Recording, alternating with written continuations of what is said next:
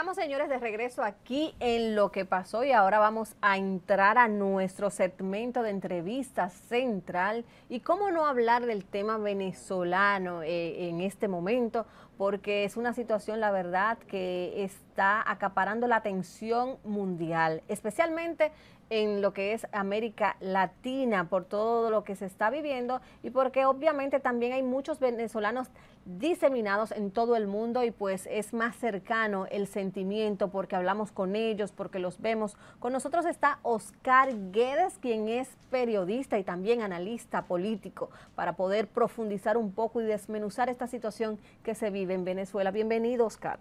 Gracias, Odalis. Buenos días, ¿cómo estás? Gracias es un placer tenerte acá. No, el placer para mí que me hayas invitado en esta madrugada larga para mí, porque para nosotros los venezolanos ha sido una madrugada entera, aún ahora, porque bueno, empezó la jornada electoral desde la distancia dándole seguimiento y todavía a la 1, 2 de la mañana estaba uno oyendo informaciones y conversando con gente y en contacto con gente allá en el país, recogiendo impresiones. De hecho, hablábamos en el bloque pasado con un amigo periodista venezolano que reside aquí en el país, que nos diera una panorámica de cómo se siente la población venezolana en República Dominicana. Y nos decía que justo en la madrugada, como a la 1, es que se dan cuenta de que ya el Consejo Electoral pues está dando como ganador a Maduro. ¿Cómo sorprendió eso?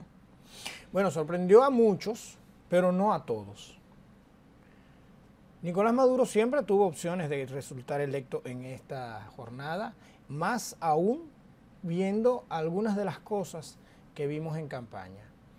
En campaña vimos que la oposición no se unificó en torno a Edmundo González y que era el candidato puesto o generado, creado por María Corina Machado, ya que ella no podía competir. La oposición no se unificó en torno a ella y además la oposición también se mostró sin maquinaria electoral como tal. Ojo, una gran motivación de sus seguidores, una gran motivación de quienes adversan al gobierno venezolano, pero no una maquinaria electoral como tal, no una estructura partidaria. Y esa es una de las fortalezas que tiene el gobierno de Venezuela, que tiene Nicolás Maduro, que tiene el Partido Socialista Unido de Venezuela. Una gran maquinaria, una gran estructura a todo lo interno y todo lo largo y ancho de los 912.000 kilómetros cuadrados de territorio. Y eso, en una elección, en República Dominicana lo hemos visto siempre, es muy importante. Tener una maquinaria electoral que te acompañe, que te organice, que estructure los mecanismos para garantizar presencia en mesas, garantizar presencia en todos los colegios electorales y garantizar movilización de electores a todas las horas de la jornada. Obviamente fue una elección cerrada, siempre supimos que iba a ser una elección, yo por lo menos tenía muy claro que iba a ser siempre una elección cerrada. Por primera vez yo creo que Nicolás Maduro o el chavismo tuvo certeza de que podía perderse la elección. Yo tengo la percepción de que desde los seguidores de Nicolás Maduro y desde el gobierno venezolano existía el verdadero temor o el verdadero conciencia de que podían perder esta elección. Entonces, por eso tú crees que trabajaron más en esa estructura que dices, fortaleciéndola e integrándola, o se puede evaluar, como dicen muchos, internacionalmente se está diciendo que hubo un fraude en estos resultados. ¿Cómo evalúas tú todo eso y toda esta avalancha de opiniones internacionales, y no de cualquiera, sino de jefes de Estado que están estableciendo que hay fraude y manipulación en estas elecciones venezolanas? Mira, el tema es que hablar de fraude en un proceso electoral siempre es delicado. Muchos han sido los procesos electorales en el mundo en los que se ha hablado de fraude y al final no se llega, cuesta mucho llegar a algo, toma mucho tiempo determinar que realmente hubo un fraude y más aún determinar cuál fue el fraude, qué tipo de fraude fue. Si fue compra de votos, si fue cambio de boletas, si fue ocultamiento de boletas. Pero en el proceso venezolano es más complejo aún por una simple razón, es que el voto es automatizado. Y el hecho de que el voto sea automatizado, no digo yo que lo hace blindado el sistema como tal, es que se le realizan auditorías en presencia de los delegados y técnicos de la oposición, de todas las fuerzas participantes. O sea que es difícil probarlo, dices tú. Pero si tú estuviste allí cuando se creó el sistema, si tú estuviste allí cuando se fabricaron las máquinas, si tú estuviste allí cuando se probó el sistema, cuando se transmitieron los datos como en prueba, si tú estuviste allí y auditaste todo el registro electoral, auditaste toda la data, a ese sistema electoral se le practicaron 16 auditorías y en todas estuvo presente, auditorías previas a todo el sistema electoral, y en todas estuvieron presentes los técnicos y delegados de los partidos de oposición, de los partidos que participaron en contra de Nicolás Maduro, y por supuesto también los técnicos del PSUV, evidentemente. Entonces, que ahora tú digas, es que hay una trampa en el sistema. Bueno, diga dónde, porque usted estuvo presente y se le mostró todo el sistema de punta a punta. Las auditorías son a todos los niveles y en todas estuvieron ellos presentes. Entonces, decir fraude es, yo creo, una ligereza en este momento. Los resultados sorprenden a muchos, es evidente que los van a sorprender, es lógico, es natural, es normal y así debe ser que los partidarios de la oposición quieran una explicación fehaciente, clara, transparente de esos resultados. Y bueno, tocará ahora auditar los resultados. Es lo que hay que pedir. No es ponerse a cantar fraude, es pedir una auditoría. Es pedirle al Consejo Nacional Electoral que demuestre que esos resultados son el reflejo del voto y pedírselo teniendo en consideración que ya usted viene auditando y revisando todo el sistema de votación. ¿Cómo pudiera influir esta no reconocimiento que está haciendo mucha gente, muchos mandatarios a nivel internacional? El no reconocimiento internacional a estos resultados pudiera influir en la inestabilidad en Venezuela, en la inestabilidad política y social en este momento? Mira, no reconocer los resultados al minuto de conocerse me parece a mí una bravuconada. Una bravuconada. Porque eso es como el señor que desconoce o que niega el embarazo de una dama con la que ha tenido una relación, de la que no tiene ningún elemento que le indique una infidelidad. Es una bravuconada. Yo creo que lo que hay que hacer es esperar una auditoría, pedir una auditoría. Pero ¿puede esto impactar en la estabilidad económica y social de Venezuela? Porque por Venezuela supuesto, y eso es lo que está en peligro, y eso sería hacerle un daño a la nación que ellos dicen querer ayudar. Entonces eso no está bien. Por eso digo que es una bravuconada. Por eso digo que es una amenaza a la seguridad de Venezuela. Por eso digo que es, en mi opinión, una amenaza al bienestar de los venezolanos que ellos dicen querer ayudar.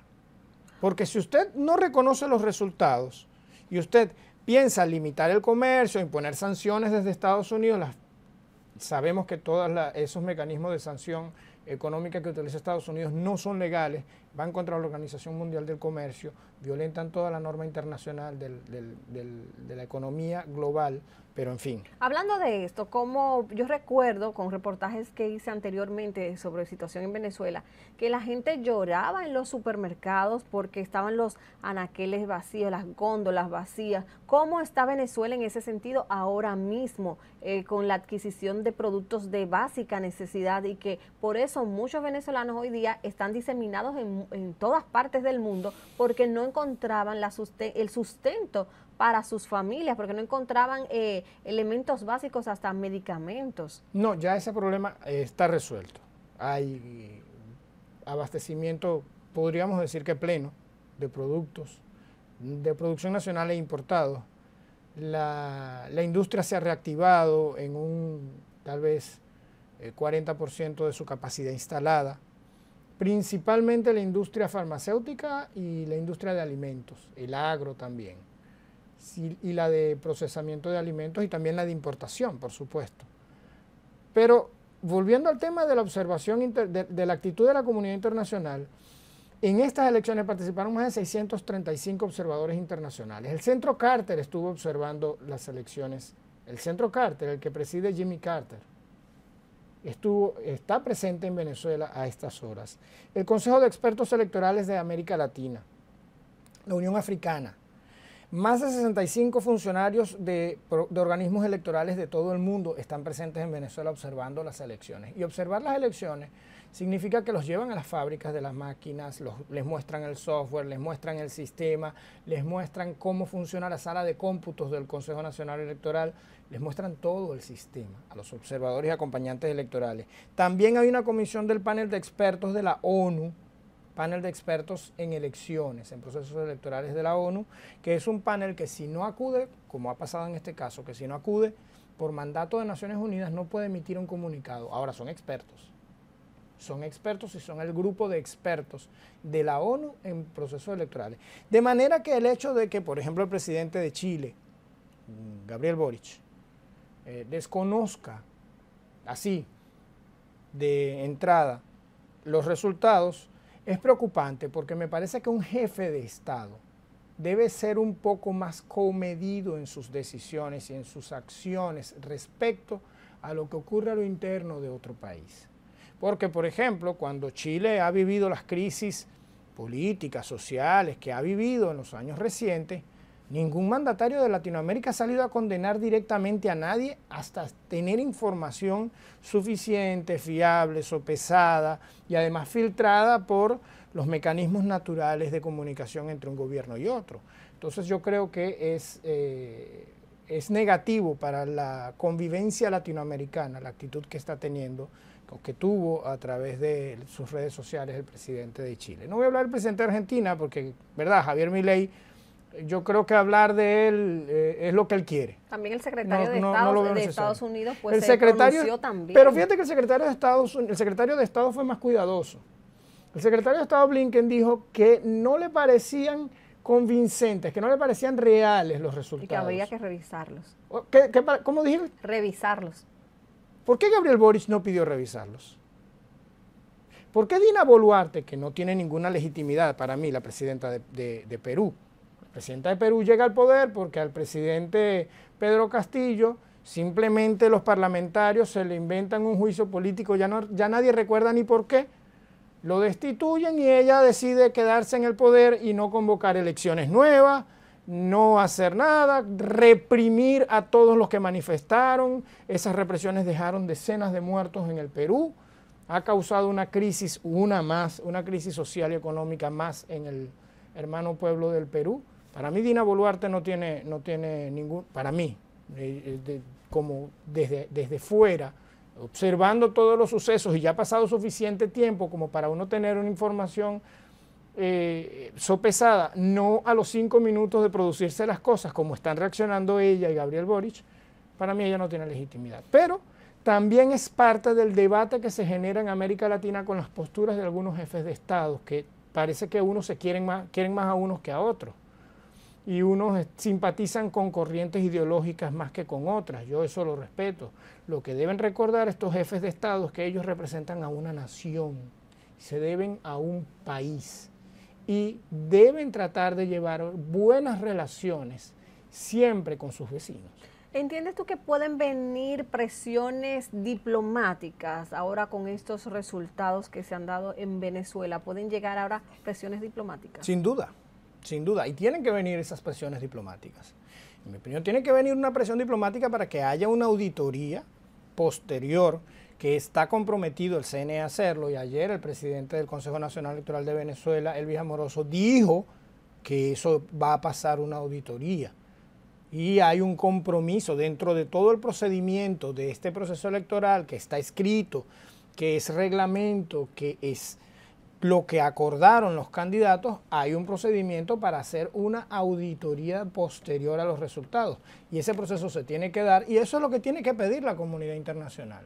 Y además la comunidad internacional ha debido ofrecer un mejor acompañamiento, un mayor acompañamiento a este proceso electoral y no prestarse al juego de ideologías simpáticas o antipáticas, como lo que vimos 24 horas antes de las elecciones con el expresidente Pastrana y con algunos expresidentes de América Latina que desafortunadamente pretendían viajar a Venezuela para apoyar a una de las tendencias políticas. Creo que eso no le hace bien a un proceso político interno, sobre todo en un periodo de veda electoral. Yo creo que debían tener un poco más de sensatez como ex jefes de Estado y entender que solo podían provocar lo que provocaron, que el gobierno los rechazara y que se generara un cierto nivel de desequilibrio y de fricción innecesario, porque además todas esas fricciones solo benefician a Nicolás Maduro, no beneficiaban a Edmundo González. Señores, y estamos conversando con Guedes, nuestro amigo y bueno, analista político venezolano que está aquí en República Dominicana y que nos está dando una panorámica de la situación en Venezuela. Oscar Guedes está con nosotros y vamos ahora a una pausa porque al regreso seguiremos hablando de qué puede ocurrir en Venezuela, cuáles son las opciones que tiene la oposición y también qué pudiera hacer el pueblo venezolano en las próximas horas con estos resultados que se vislumbra, señores. Vamos a una pausa y regresamos en breve con más de esta entrevista. Bueno, y estamos de vuelta aquí en Lo que pasó en nuestro segmento central de entrevista. Ya en el bloque anterior, como vieron, estuvimos hablando con Oscar Guedes, quien es analista político y periodista, es venezolano, pues conoce muy bien desde adentro la situación que ocurre hoy día en Venezuela. Y como decíamos en el segmento anterior, cuando regresáramos íbamos a estar hablando de si entiendes que qué podía pasar en las próximas horas en Venezuela, qué opciones legales tiene la oposición para enfrentar este resultado, porque vemos que hay una contraposición entre el grupo oficialista que dice ya que ganó y desde la 1 de la mañana pues se ha anunciado esto, y el grupo opositor que establece que no es posible esto y que quienes han ganado, porque de hecho leí que Ana Corina estuvo diciendo que González pues obtuvo un 70%, entonces ¿cómo es esto? ¿Cómo podrán ellos enfrentar de manera legal esto? Mira, decir un 70% a mí me parece como mínimo temerario. Obviamente sí hay sectores en la sociedad venezolana y en la geografía de Venezuela en los que sí, no digo 70, es probable que el mundo haya sacado 90% en el este de Caracas. Sí, eso es perfectamente posible, pero no todo el país es así. No sé si ustedes tuvieron la oportunidad o quienes hayan tenido la oportunidad de seguir la campaña electoral en Venezuela habrán visto grandísimas movilizaciones de ambas partes. Multitudinarias movilizaciones, y anoche había una movilización importante de personas en torno al Palacio de Miraflores, a pesar de la hora que era la madrugada, y muchísima gente se quedó ahí. Esa gente existe, esa gente es real, esa gente no es un efecto de cámara, no es un efecto especial de Steven Spielberg. O sea, esa gente existe, y quien ha seguido una campaña electoral no va a poder creer. Quien ha seguido una campaña electoral como esta no va a poder creer un 70-30. Eso era imposible, eso nunca se ha visto además en una campaña electoral real en Venezuela. Nunca. O sea, ni Hugo Chávez en sus momentos de mayor solidez política llegó a acumular un 70% de electores. Hugo Chávez llegó a acumular un 58%, 56%. Y en algún momento Carlos Andrés Pérez también lo obtuvo. Un 70% es grosero. Yo creo que hay que hablar un poco más cercanos a la verdad para poder ser creíbles y ser menos propagandistas. María Corina Machado tiene el derecho a decir que no está satisfecha con los resultados. Edmundo González tiene derecho a decir que no está satisfecho con los resultados. Y tienen derecho a pedir la auditoría y a dar seguimiento al CNE para que haga toda la presentación clara, transparente de los resultados y que demuestre que los resultados que anunció se corresponden con los resultados electorales, papelito a papelito, como dice la misma María Corina Machado, y como debe ser, voto a voto. Perfectamente tienen todo ese derecho y pueden hacerlo y deben hacerlo, porque el Consejo Nacional Electoral está en la obligación de demostrar que los resultados que anuncia son los reales. Ellos están en toda la obligación de hacerlo. Ahora bien, ellos tienen que hacer eso y luego de transcurrido el tiempo, pues deberán, si desean impugnar, si siguen insatisfechos, impugnar el resultado electoral, acudir a las cortes nacionales, agotar todo el proceso legal, porque hay que recordar que estamos hablando de un país, de un estado, de una nación, y hay que agotar los procesos, hay que hacerlo. De otro lado, está la reacción de los actores externos al país. Estados Unidos, que por cierto, te decía y destacaba las palabras que utilizó el secretario de Estado, que pedía más tiempo, pedía revisar. Como revisión, como que había que revisar esos resultados. Pero ¿tú viste el tuit de Kamala Harris previo a la elección? No, no lo he visto, cuéntame. Bueno, Kamala Harris tuvo un tuit bastante, o publicó un tuit bastante críptico. Oh. Críptico, no crítico, críptico. Es decir, difícil de descifrar. Lo voy a buscar para leerlo porque me llamó muchísimo la atención esa forma de comunicar tan abierta a la interpretación. Dice así el tuit publicado por Kamala Harris ayer durante la elección. Estados Unidos apoya al pueblo de Venezuela, que expresó su voz en las históricas elecciones presidenciales de hoy. Hay que respetar la voluntad del pueblo venezolano. A pesar de los muchos desafíos, continuaremos trabajando por un futuro más democrático, próspero y seguro para el pueblo de Venezuela. ¿Eso es con la oposición o es con Maduro? ¿Cómo lo ves tú? Con ninguno de los dos y con los dos. Creo que el gobierno de Estados Unidos tiene una actitud constructiva en este momento hacia Venezuela.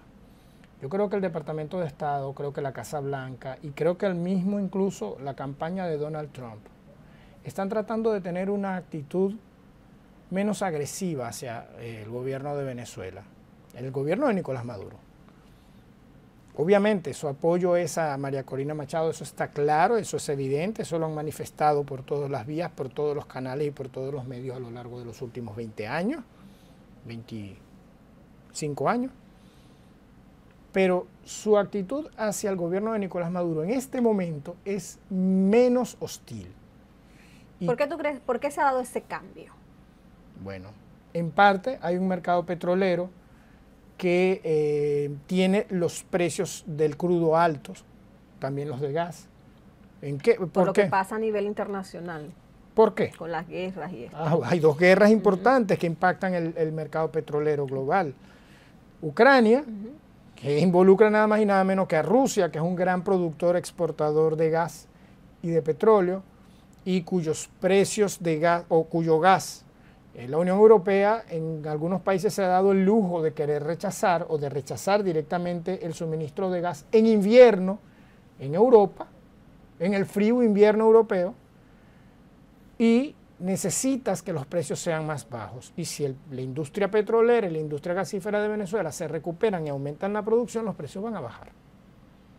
Además tienes el conflicto en Medio Oriente con Israel aniquilando a la población de Gaza en Palestina, y a los hutíes de Yemen atacando a los barcos que cruzan por el canal de Suez hacia Israel, muchos de ellos con suministro energético petrolero. Entonces, tú tienes tres elementos fuertes que empujan los precios del petróleo hacia arriba, y Venezuela está elevando su producción de petróleo, no la ha llevado todavía a los niveles óptimos, está por debajo todavía del 1.000.000 de barriles por día, está en 895 aproximadamente, pero se espera que a lo largo de lo que resta de 2024 y en 2025 la industria petrolera de Venezuela recupere posicionamiento, recupere fortaleza, recupere mercados, pueda volver a exportar los volúmenes de petróleo que se espera de ella, tal vez llegue a 1.5 millones en el año próximo y dentro de 2 años a 2.5 millones de barriles por día, y eso impacte en los precios del petróleo haciéndolos bajar de precio. Y Estados Unidos necesita, y la Unión Europea necesitan eso, porque la guerra Rusia-Ucrania no está cerca de un fin aún, no está cerca del fin. Una cosa, ¿qué pudiera pasar en las próximas horas en Venezuela? Hablamos hace un momento de qué opciones tendría la oposición, Pero ¿qué pasa con el pueblo venezolano, con esa parte del pueblo venezolano que entiende que necesitaba un cambio? ¿Puede hacer protesta? ¿Puede haber problemas en lo que transcurra del día? Yo sé que todavía hay votos por contar, pero ¿cuál pudiera ser la situación visto desde el punto de vista del pueblo, de la comunidad? Mira, yo ayer destacaba el discurso de Edmundo González Urrutia y del mismo Nicolás Maduro en el día, después de votar ambos. Maduro a primera hora, que votó a las 6 de la mañana, Urrutia a media mañana, Edmundo González, cuando votó a media mañana. En el discurso de ambos, yo destacaba un elemento que, aunque es típico en los procesos electorales, es novedoso viniendo de la parte más radical de la posición venezolana, de la que siempre ha representado María Corina Machado. Y era un discurso de unidad nacional, de reconciliación nacional, de dejar atrás los odios y este país es de todos y aquí vivimos todos y aquí podemos vivir todos, los que están y los que se han ido y pueden regresar.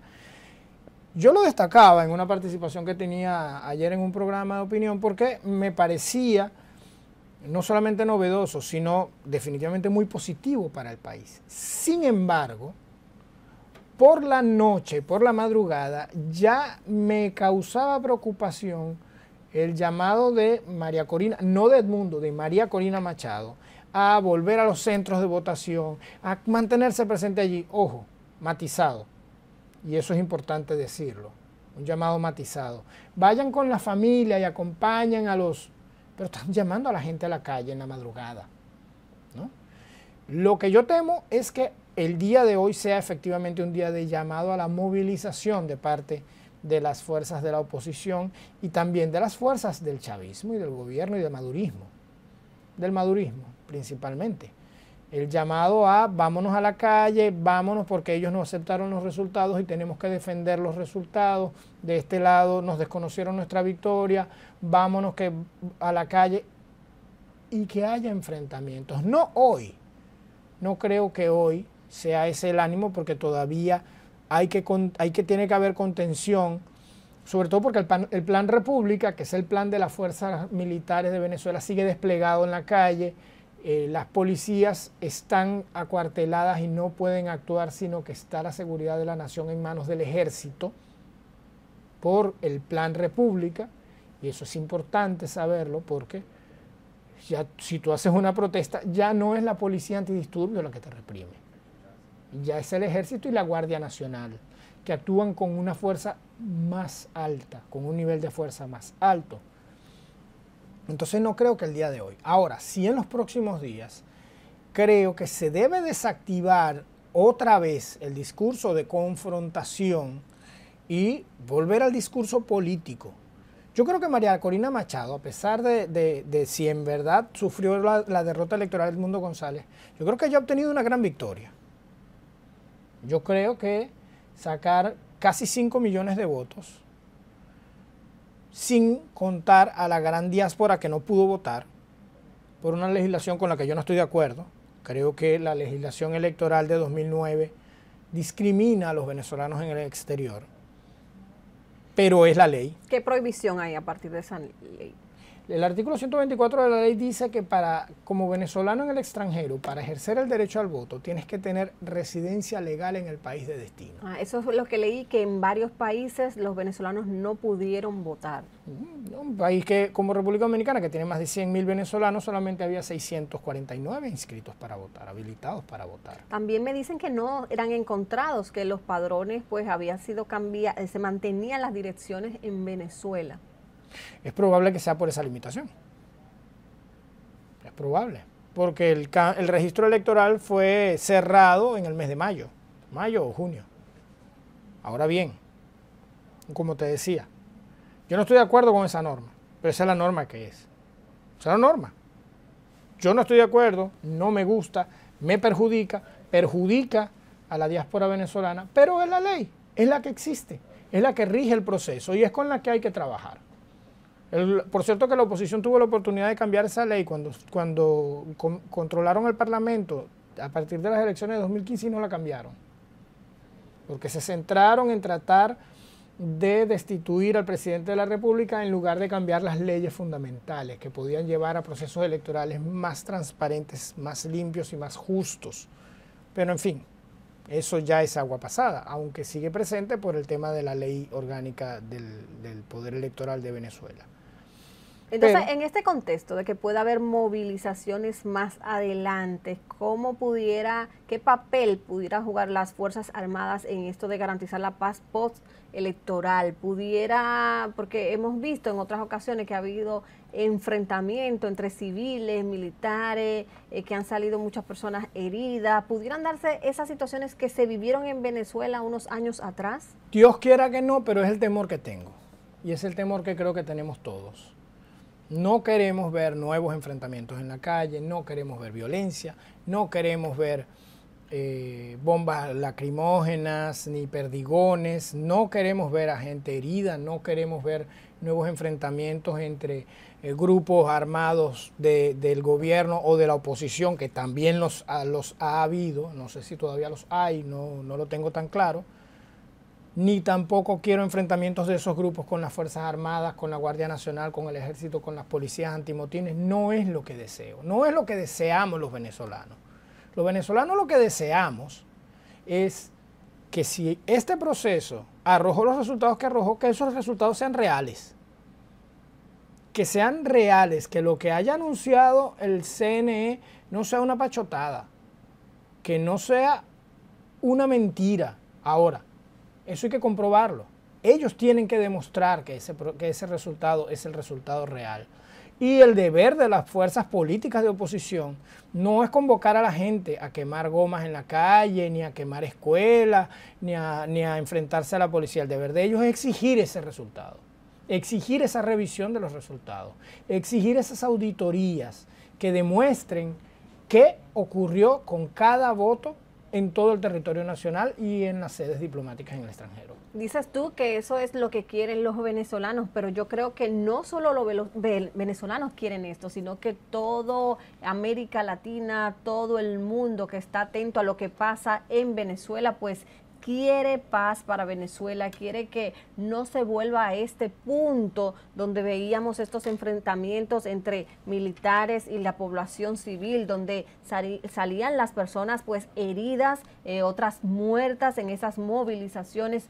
Pues eso no es lo que queremos. Queremos paz para Venezuela, queremos democracia para Venezuela y que puedan ser quien ganó, que pueda pues definirse de una manera transparente para que este país pues pueda estabilizarse y puedan los venezolanos pues regresar y tener una patria que los acoja, porque la verdad es que se siente muy mal cuando uno está en otro país y que tú no puedes regresar al tuyo, y eso es lo que me manifiestan muchos amigos venezolanos que no han podido regresar, que han tenido que dejar su patria de manera obligada, y esta es la situación que se vive en Venezuela actualmente. Así que gracias a Oscar Guedes, que estuvo con nosotros, pues analizando la situación de Venezuela postelectoral y donde todavía faltan votos por contar, pero esta madrugada se daba a conocer como ganador a Nicolás Maduro y una oposición como Edmundo González, que junto a Corina Machado, que establecen que ellos fueron los ganadores, o Edmundo fue el ganador, y los reconocen con ellos con un 70%, mientras el oficialismo se da como ganador. Señores, hasta aquí el programa que estamos presentando, que es Lo que pasó, y nos vemos mañana. Continúe con la programación de BTV Canal 32, pues hay mucho que contar, mucho que enterarse, mucho en lo que entretenerse con esta programación tan interesante que tiene este canal. Nos vemos.